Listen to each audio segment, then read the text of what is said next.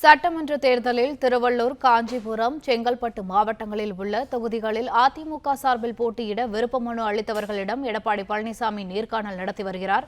இதுகுறித்த கூடுதல் விவரங்களை எமது செய்தியாளர் பிரகாஷ் வழங்க கேட்கலாம். வணக்கம் பிரகாஷ், விவரங்கள் என்ன?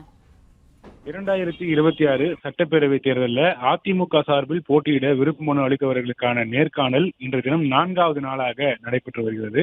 அதிமுக பொதுச் செயலாளர் எடப்பாடி பழனிசாமி இந்த நேர்காணலை நடத்துகிறார்.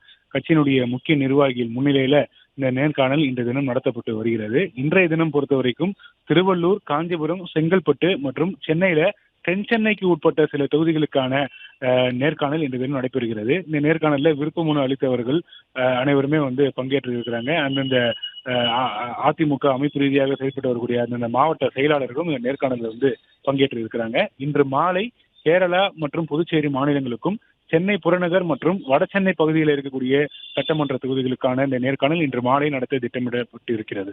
பிளே ஸ்டோர் மற்றும் ஆப் ஸ்டோரில் இருந்து பாலிமர் செயலியை QR கோடு மூலம் பதிவிறக்கம் செய்யுங்கள். செய்திகளை உடனுக்குடன் பெறுங்கள்.